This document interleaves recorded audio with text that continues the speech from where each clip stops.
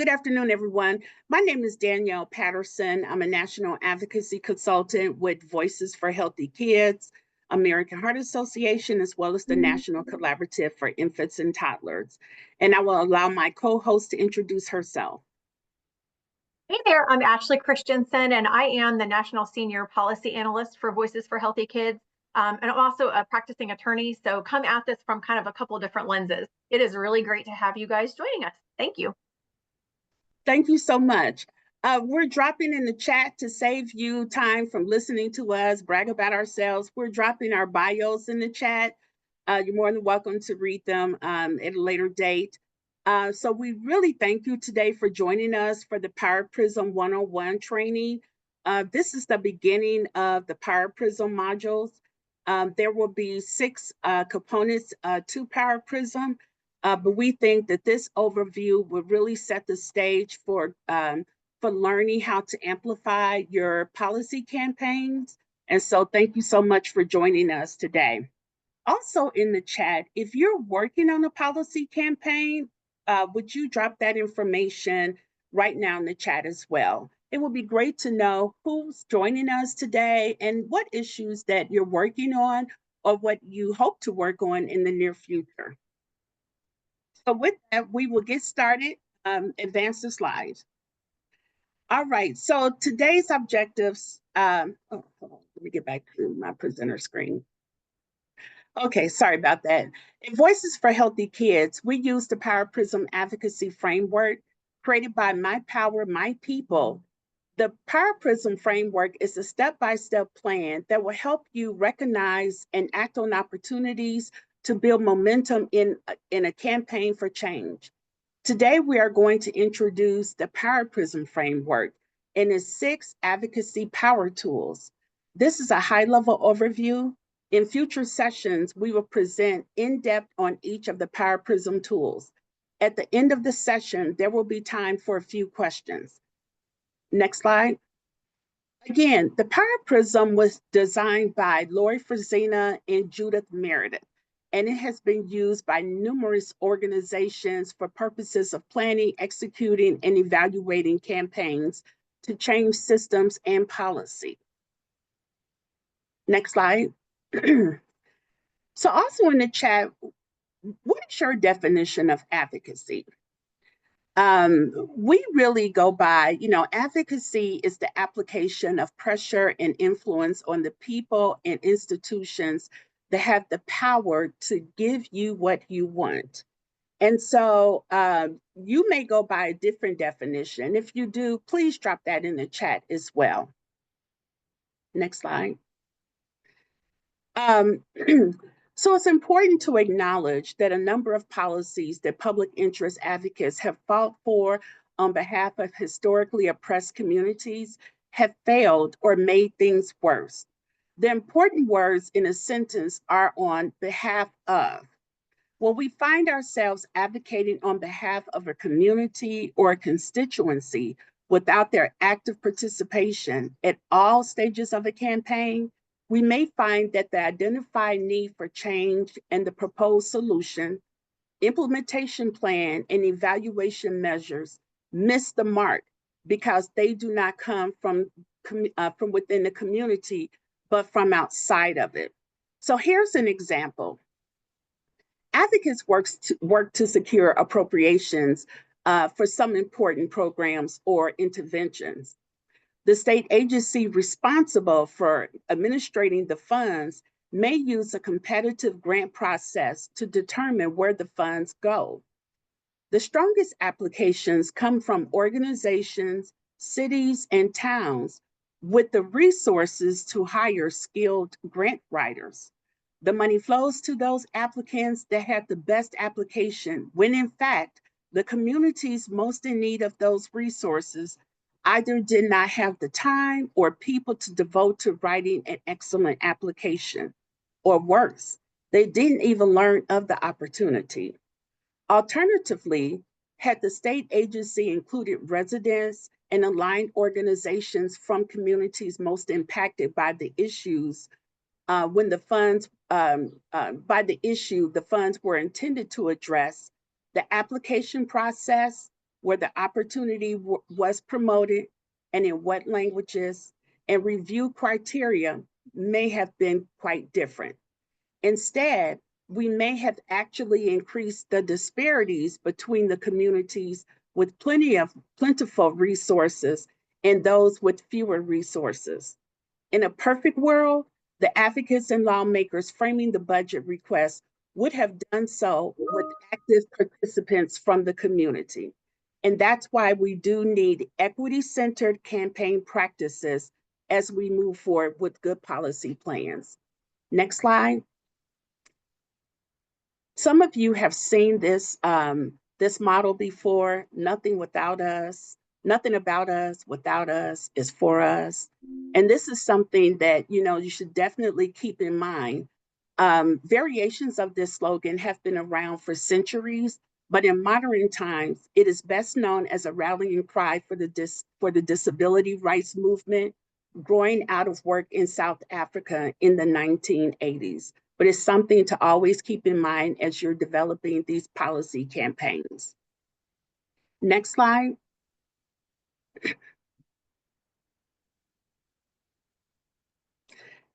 So now we'll talk about the 3 key questions you should keep in mind as you develop your policy campaign. And this is the first step of power building for your advocacy, is answering these questions. The questions are, what do you want? What is the policy change you are seeking to address your issue? Why do you want it? What data exists to make the case for that policy change? And who has the power to give it to you? Which specific decision makers in the state or local government have the power to make that change? Remember, the you in the 3 questions above must include members of the community most impacted by the proposed policy change. The answers to these questions can change throughout a campaign, so it is helpful to get into the habit of revisiting them regularly. Once you have those answers, it is time to come up with strategies for each of the power tools that will influence decision makers. The Power Prism. The Power Prism is influencing decision makers, all about making it easier for them to give you what you want. The Power Prism is built on 6 power tools of advocacy that can help apply pressure on decision makers to reach our policy goals.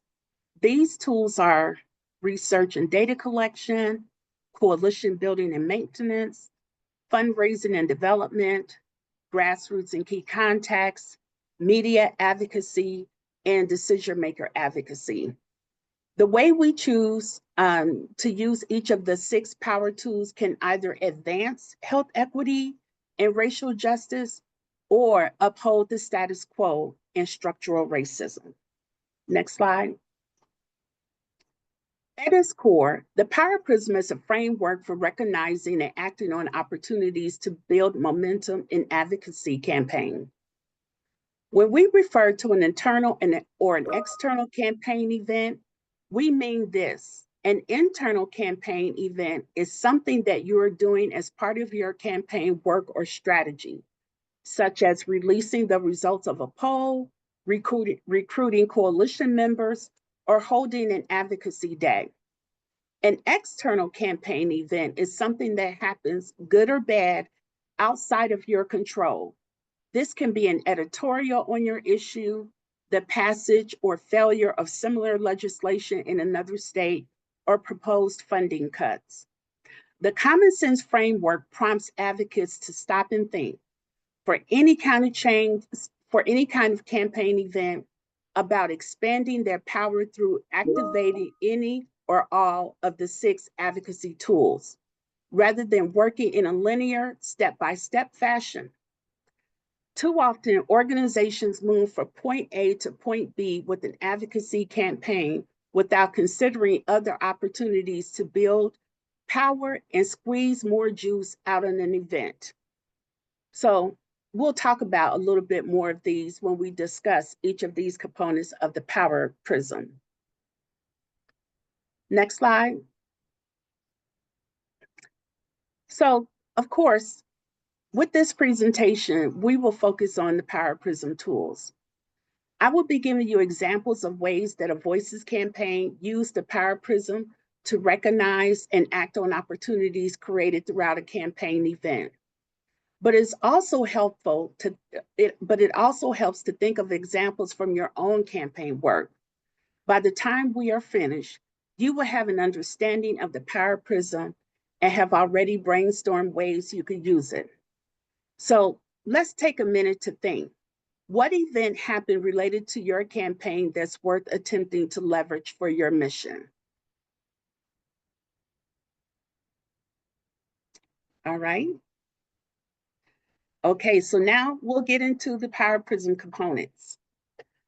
For any policy campaign, it is essential to present data that defines the problem and science that supports your policy solution.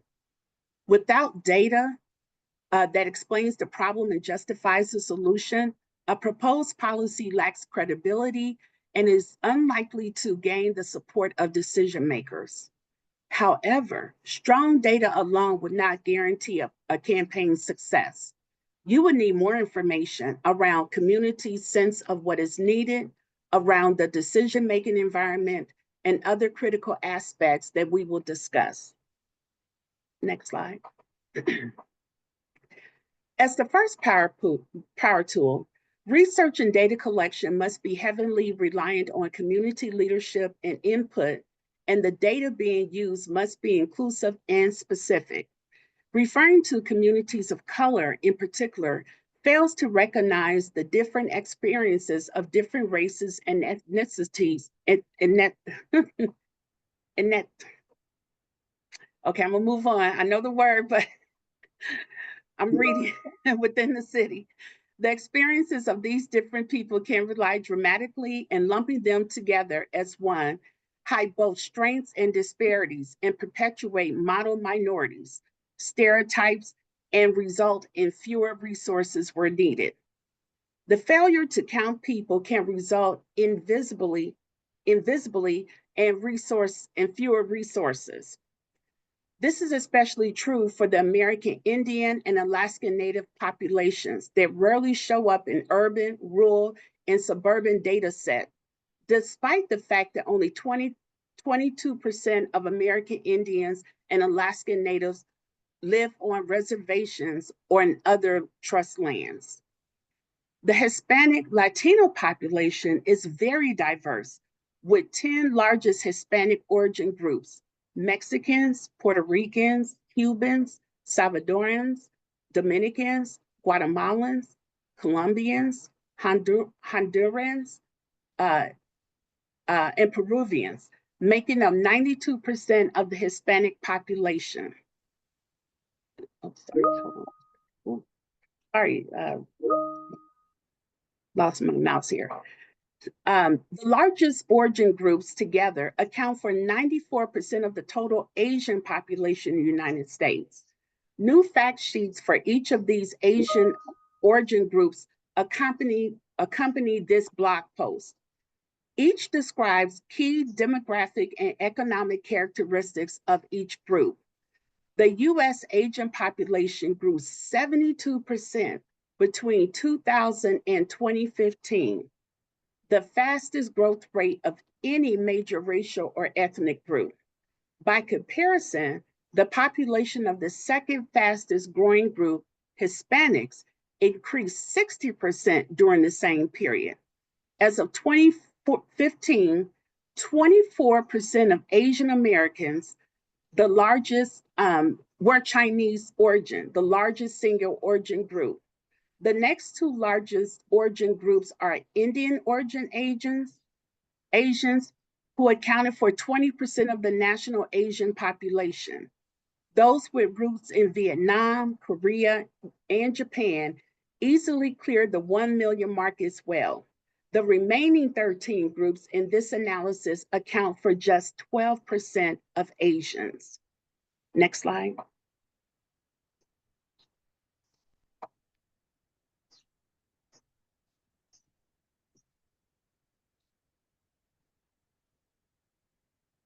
Oh, it's stuck. Hold on one second.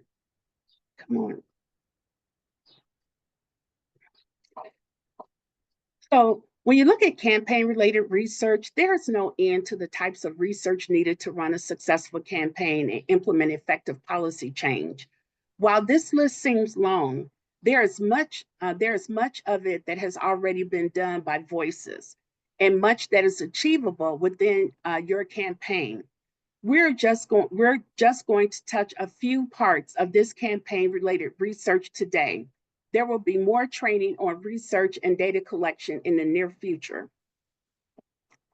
So when you're doing the research, we need a lot of information and data in our campaign, in our advocacy campaigns. Some of what can be accomplished through direct research, which includes community-informed research, data, evidence-based practices, objective facts, polling, and personal impact stories. It is important for any campaign to understand, what do community members see, feel, and need? And what do they have the energy and will to take on related to the policy you have proposed? The policy goals of Voices for Healthy Kids are intended to increase health equity and racial justice.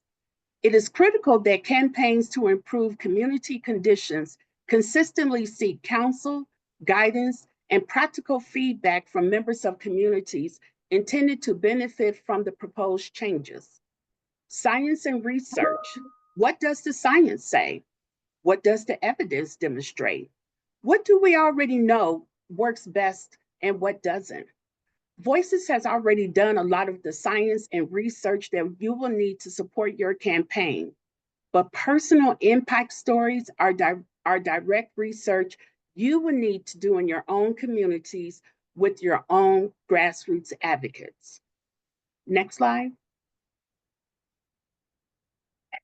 So one of the things you need to do is learn more about the key decision makers that will help you to help you find ways to influence or apply pressures to them. This is called pathways of influence research. What specific decision makers have the power to make that change? What motivates these decision makers? How will you access and influence these decision makers? This research will help you identify the kind of data that will be most helpful to making your case and identify if there are gaps in research that you could fill through your surveys. Next slide. And don't forget, it is vitally important for you to understand your opposition as well. Your opposition can take many forms. It could be the industry interests that oppose policies that impact their bottom line, or it could be key decision maker peers that may oppose policies that they feel impacts their district in one way or another. Understanding who has historically opposed your issue and working with your bill sponsor to understand their sense of who the opposition could be will help you plan how to present data that counters these potential arguments. It can be tempting for advocates to think they don't have any opposition because of the goodness of their cause. But trust and believe, most policy issues have at least two sides of the story, and we wouldn't need to elaborate campaigns to make changes. And I would turn it over to Ashley. Thank you, ma'am. So now we are going to be getting into decision maker advocacy. Let me switch to my screen here. Our number one job as advocates is to make it really easy for decision makers to give us what we want. And we do this, of course, like we've talked about, by demonstrating support and then also providing political cover. Next slide. When we are working to change public policy through either legislation, regulation, or public appropriations money, it's the most influential lawmakers and administrators that are going to have the power to give us what we want. They're not necessarily the entire legislative body, but usually a small subset within that group that has the authority and power to move whatever our issue is forward. They can move it forward, or they can kill it, or they can let it just sit there without any action. So we're going to look for that smaller subset. The only time that the general public becomes a key decision maker in a policy change campaign is during a ballot initiative or an open town meeting. And that's when every participating resident of a certain age, obviously a voting age, gets a vote and will weigh in. And those, like I said, those are typically ballot initiatives. Next slide, please. So the Voices for Healthy Kids campaigns work to influence, persuade, and pressure four main types of decision makers, depending on the type of policy change that's sought and the different jurisdictions. So different states and different cities may differ when it comes to this process. So the first of the four is the legislative branch.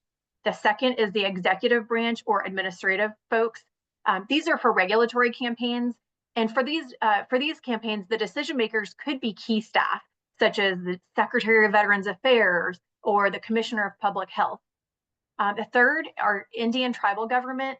Today, in what's known as the United States, there are 574 federally recognized American Indian and Alaska Native tribes, woo, it's been a long day, that are sovereign nations within their own system of government. So Voices for Healthy Kids works with and through intermediary organizations within Indian country to support tribal policy change. And then, like we talked about just a minute ago, the fourth initiative, the fourth type of policy change is a ballot initiative. Okay, so your bill sponsor is your very key legislative champion. They are typically not one of your target decision makers because they've already said that they support you. They support your effort. And it's very possible that you get lucky enough to have, like, say, for example, the House Speaker or the Senate President agree to sponsor your bill. But most of the time, in my experience, they're typically busy running their caucus and kind of running the process. So that's when you get really lucky. So your job then is to choose a really strong bill sponsor and a very strong and diverse and also bipartisan list of co-sponsors to set a very stable foundation for your campaign. If you've done some early homework to figure out which committee will hear your bill, who chairs that committee, and who will be in the leadership of the House, Senate, or City Council, then you should make every effort to select a bill sponsor who is really well liked and respected by those particular leaders. If your bill sponsor doesn't get along, for example, with the leaders of your committee, so if you know your bill is going to be going to, say, the Health Committee and your bill sponsor doesn't get along really well with those that are in the Health Committee, it's very often advantageous to file two different versions of the bill, one in the House and then one in the Senate, to improve the chances of it actually gaining traction and making progress. It's really ideal if you have sponsors. If you're going to file bicameral bills, it's really awesome if you have sponsors that can really work together collegially. If they, can work together and kind of get the two initiatives in line, making sure that the wording is identical. If you only have one strong champion, though, willing to sponsor your bill, ask them for their help identifying a sponsor from the other chamber who can help champion your bill through. As far as a committee of jurisdiction, the chair of the committee that's going to be hearing your bill and any subcommittees are going to be your key gatekeepers. And there very well may be one. In some states, there's a process where it has to go through two different committees of jurisdiction. So your bill sponsor may be able to help steer your bill to a very favorable committee if the policy content would fall under, say, different committees. Recently I worked on a bill where it was tobacco related. It could have fallen under health, could have fallen under education because it was related to kids. So we were trying to decide which committee would be most useful, most advantageous for us to kind of formulate it through. So, but it's also helpful to look and research where similar bills have been assigned in the past. So that precedent will indicate which committee is very likely to hear your bill first. And then that information will allow you to start researching those committee leaders because they're going to be one of the first decision makers that you need to influence. Like I said before, it's not uncommon in some states for a bill to be assigned to like one committee, reported out favorably, and then assigned to another committee for review or approval. This is the case, especially when bills have some type of a fiscal impact. You need to be able to anticipate that early on. If the bill is likely to be reported to another committee, So if you win a favorable vote from that committee, then you need to be anticipating that next step and already working on the next committee, usually a fiscal committee. In state legislatures, some committees are joint committees with leadership and members from both the House and the Senate. This is really helpful when you have a joint committee because it saves time from having to go through the whole committee process in both chambers, but it's not always the case.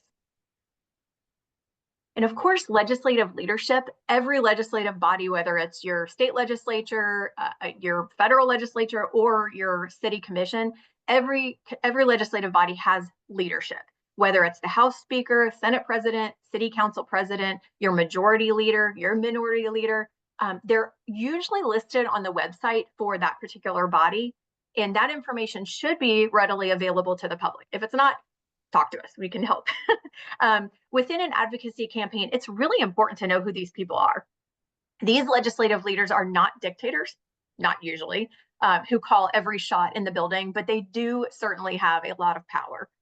Each of these official and formal leadership leaders are often surrounded then by an inner circle of informal leaders. These are the people that they listen to and who may or may not inform their decisions. These could be anybody from old friends, political allies, book club buddies, donors. I mean, it could be anybody who influences their way or line of thinking. These are your informal gatekeepers, and they can certainly kill or move bills without anyone ever knowing about what they're doing. So it's really smart to figure out which members of either of the legislative body has this kind of power, if they're part of that informal circle, or even outside of the legislature, whether that be people in their community, people in clubs that they belong to. So my advice is to ask around. A lot of times seasoned lobbyists, those who have been around the state house for a long, long time, can help shed light on who the real friends of that lawmaker are. State legislatures, except for Nebraska, are bicameral, so having two chambers. And typically both chambers need to approve a bill before it moves to the governor, and then may require a new committee process in both chambers. At the municipal or local level and Nebraska, there's only one chamber to approve. That's really nice. Your bill sponsor and approving committee chairs are critical shepherds there. But don't worry, your job is not to convince every member of the legislative body to support your position. You don't even have to directly convince a majority of that body to support your decision, but you do need to indirectly influence them to support your position by working through other key lawmakers you've cultivated along the way, including your sponsor, co-sponsors, committee chairs, and members of the committee that have already approved the bill. Then also legislative caucuses, different groups. A governor or mayor also has veto power. So looking down the line, you have to be aware that there could be, and we see this happening right now. We just had a discussion this morning. There's a situation in which a governor vetoed an effort. They will look to their designees or their kind of inner circle for guidance. So be aware, executive branch staff leaders with oversight for your issue. So for example, your health department, your commissioner of health would be very important gatekeepers. These might be cabinet members, department heads, etc. So if you're pursuing legislation that would equitably increase the excise tax on sugary drinks, for example, for the purpose of lowering consumption of sugary drinks, and then also raising revenue that could be invested, some of the folks, that might be interested are those, if the revenue is coming to the cabinet for health and family services. I know here I'm in Kentucky, and that would be your Medicaid commissioner if money might be funneling to Medicaid, or your education committee if the proposal is for that funding to be funneled to education. So it's very issue dependent, but getting a green light from those in the executive branch leadership will really help get a green light from your mayor or your governor. And finally, a savvy campaigner is going to invest a lot of time into researching what we call the pathways of influence of all of these legislative leaders. Learning what you can about their priority policy issues, what they're typically interested in, what they're passionate about, is very important. And then also looking at the history of systemic oppression and racism in their district to help make that equity connection. And we've talked about this in other trainings, and I'll mention it here. In this day and age, sometimes it's about reframing the messaging, because as we know, unfortunately, equity conversation isn't always well received. So it may be getting to that same result, but reframing and remessaging so that we're getting that result, but talking about it in a different way. Obviously, researching the pathways of influence takes a lot of time, but it is pivotal. And I know all of us who have worked on campaigns already really understand that that's where you're going to get to your folks. One of the ways that we do this, and this is the next step, the power mapping slide. One of the ways that we do this is through pathways of influence. We've talked about this a little bit, but knowing which individual lawmakers specifically have the power to give you what you want, that's critical. Once you're able to find that out or figure that out, then it's time to learn as much about that person as you can from any public sources and conversations with people who might know them, either personally back in their community or professionally. Your research will then uncover valuable pathways of influence to this lawmaker and will dramatically improve your ability to appeal to them based on their self-interest, their interests, their passions, or possible even, mutual contacts or relationships. This is called often target research. So for example, your research might uncover that the lawmakers, I just had a campaign about like that this is applicable. So a lawmaker's kids might attend a specific school, or they might be involved in a specific club. We had an example in Kentucky where a lawmaker's kiddo was, and it was a key lawmaker, thank goodness, was involved in a specific club at their school. And we uncovered that by accident, really, or through some of this research. But boy, you better believe we certainly used that. We had their child come to the Capitol as a part of a youth group that went around and talked to lawmakers, and having that kiddo there and passionate about this issue, it made all the difference in the world. So sometimes there are boys and girls clubs in their district, that a child or a spouse might be involved in some group in the district. So those are the kind of things that you might be looking at. So all of these different facets may become pathways of influence if you look for these connections, and then you got to follow through on them. And Danny, I'll hand it over to you for coalition building. Thank you. Thank you, Ashley. So next we'll talk about coalition building and maintenance. And why do we need coalitions? Coalitions help to add credibility. It gives you a diverse group of people to work with to endorse your proposal. And also, simply by using coalitions, that helps to inform decision makers. When they see a number of organizations coming together behind the issue, that helps versus one organization. So it's really that power building when you have a bunch of people singing the same song. It really helps to influence the decision maker to go ahead and support your policy. Next slide. So don't forget, one thing again we want to do is to make sure that we do build coalitions around equity. Organizations that share your mission are important to show lawmakers that there is an agreement on the issue. But showing agreement among a broad group with some unexpected partners can help advance your policy with lawmakers. Keep in mind, keep engaging new partners throughout your campaign. For an example, as state level legislation moves through the process, you will have new key decision makers at each step, right? So engaging new partners who may have a positive connection or based in the key decision makers legislative district can make a difference, even if they're just willing to sign on to support a letter, to provide a letter of support. So for instance, when you look at nutrition, some people like to go with all of the groups that really just support healthy eating and support nutrition. That's great, but expand your coalition to groups that may just sign on. This can be groups that are, minority focused. It could be children's groups. It could be schools. Think about other groups to bring into your coalition to support the effort, because again, we all want access to healthy food. And it can be also realtors. A lot of people don't think about realtors having a stake in a healthy food campaign. But as they're selling properties, right, as they're selling neighborhoods, people want to know that, you know what, there's a grocery store nearby that sells healthy food that I could walk to. So always think about other groups you could bring into your coalition. Next slide.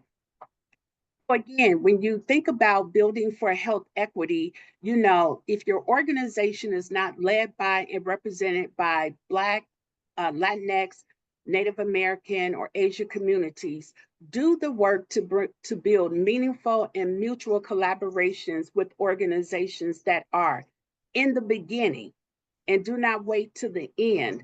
What we find is organizations, you know, have these great campaigns and they have these great policy initiatives. And then when they get to the State House, they're like, oh, we didn't bring people from the community. So then they want to give an organization like $5,000 that focus on equity, but you want them to bring 50,000 people to the State House. So when you build coalitions, make sure that these communities are represented from day one during the whole campaign planning process. Next slide. Again, when you think about building a coalition with complementary campaign assets, think about what you'll need in partnership through the Power Prism. It can help you to engage coalition members with these assets. Coalition members may have varying levels of participation, but all are important campaign partners and contributions. Next slide. Coalition maintenance, you know, we won't go over this in depth, but when you think about coalition maintenance, we want to make sure that you want to be mindful of their time. You want to make sure that you have an agenda. You want to make sure that you have a regular meeting time. People want to feel like they have a purpose in coming to the meeting.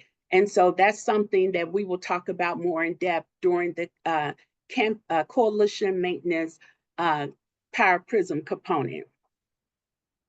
And just to remind you, the National Collaborative for Infants and Toddlers is an education and advocacy movement committed to ensuring that every child, prenatal to 3, and their families have what they need to thrive. And so we invite you to join the NCIT to help build this power across the country. This is a great coalition for you to become a member of. And so we will drop the membership link in the chat. And now we'll turn it back over to Ashley for the next section. So we're going to talk about fundraising and development. We are going to have an upcoming training that will really go into depth on this section. So I'm just going to kind of breeze through this. But the most important piece is when, and I know, you know, financial development is huge. It's even though I'm jumping through this, it is a big piece of your campaign. But keep in mind that you can look to your donors to ask them if they have connections to any key decision makers and get them involved in your campaign. A lot of times, if they're being donors, if they're giving you money to help, they're going to have a strong interest in your issue. So don't be afraid to ask them to make calls or set up meetings on your behalf, or make phone calls once it's time to contact key lawmakers. So definitely leverage your campaign to raise money. And then we are going to jump on to grassroots and key contacts. And Danny, you're welcome to take this, or I can if you would like, whatever you'd like.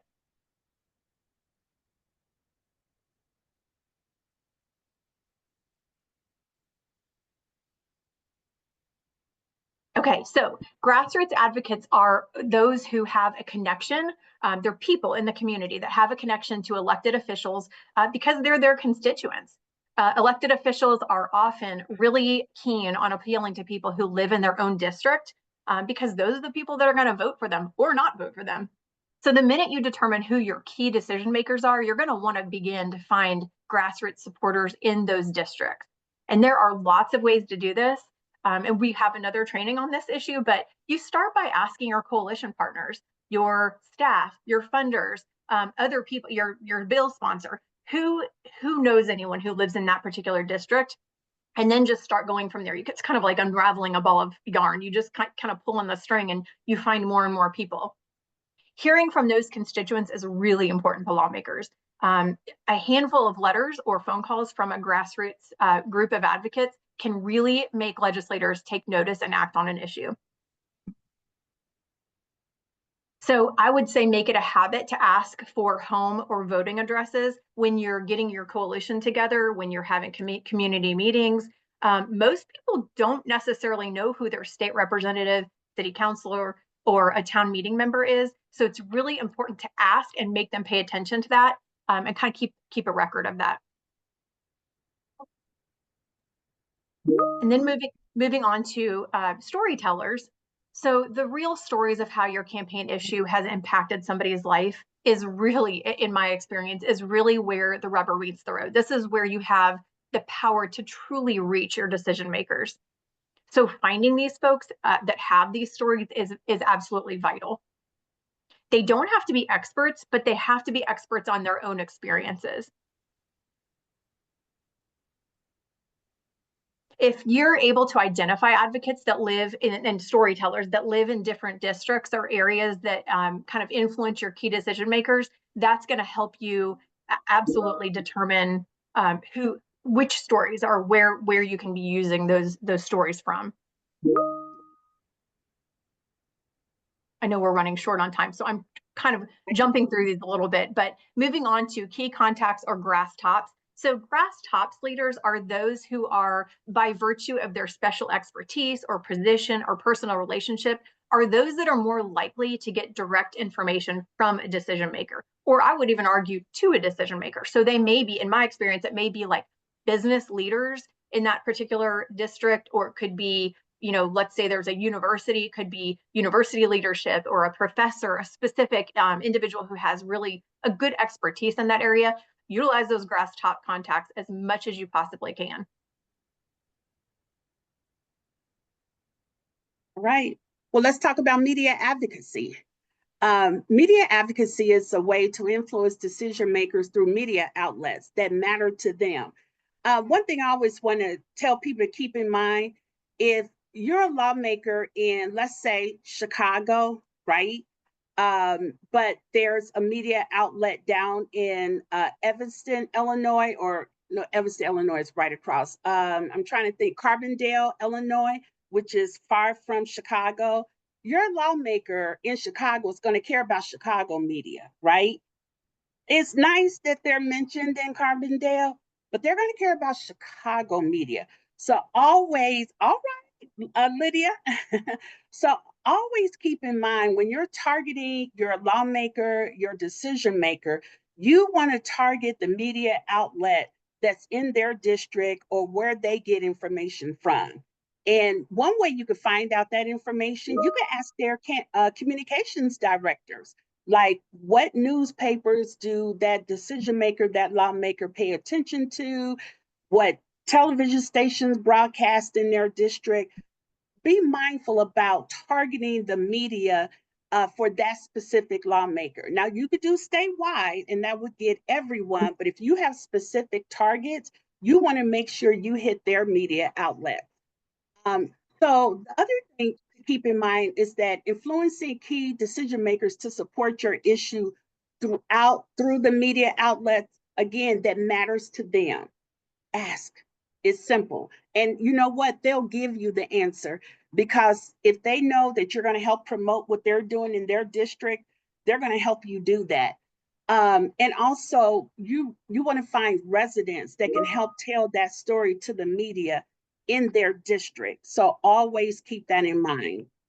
Um, when you're creating your message, again, going back to what Ashley was saying, sometimes you could go with the message you had developed, and sometimes you have to reframe it. You have to reframe it because when you're in the legislative session, it's all about, number one, the timing, the culture, the environment. There are other factors that are external to your campaign that's impacting the legislature. For instance, some of you may remember, I'm from Indianapolis, right? And one year, all of the Democrats walked out, and that was the House and the Senate. They left Indiana and went over to Chicago. Now, we had some great bills that year, and they should have moved, but they left. And so everything in the State House came to a standstill. See, that's an environment issue. You had no idea that was going to happen, but it's going to impact your campaign. And when they came back, there was very little time left during session, so they just had to prioritize bills moving forward, and a number of good bills were left by the wayside because of this. So again, it was a timing issue, it was a culture issue, because you didn't know that was going to happen, and it was an environmental issue. The environment was tense in the State House, and so again, you may have to reframe your message, you may have to act quickly, you may have to find different messengers and storytellers because you never know what's going to happen to impact your message. So this is why you really need to have a well thought out media advocacy plan. And so for final thoughts, I will turn it back over to Ashley. Thank you, ma'am. And Andrea, if we can just switch to the technical assistance area slide, I think that's maybe the next one. So just a reminder for you all that Voices, our organization, is here to support you through every one of your advocacy campaigns. We have a variety of technical assistance areas to help you plan and then also execute your campaigns using this Power Prism. Next slide, please. Just a reminder that you guys, I mean, every one of you through doing this advocacy work is making tremendous change because of it. You're elevating voices that are absolutely vital to have in this lawmaking process. So continue the good work. We are absolutely here to support you. Go ahead to the next slide.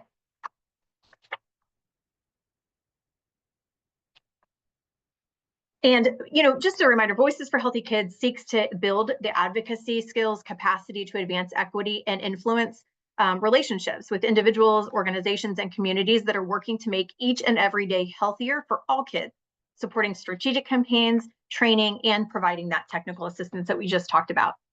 We support advocacy campaigns by mobilizing communities, advancing science and research, developing messaging expertise, and other forms of technical assistance, including capacity building. So if you are like a small shop or one-man team, please let us help you.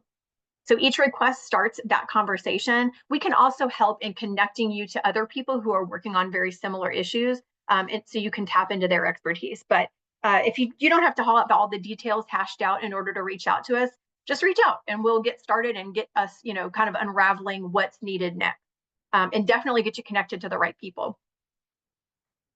Next slide, please. That's it. So I think we have just a couple minutes left. Does anybody have any questions?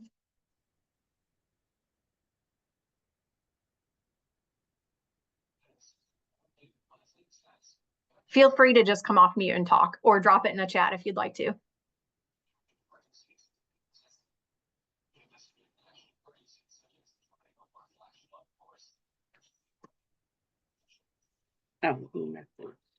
Okay.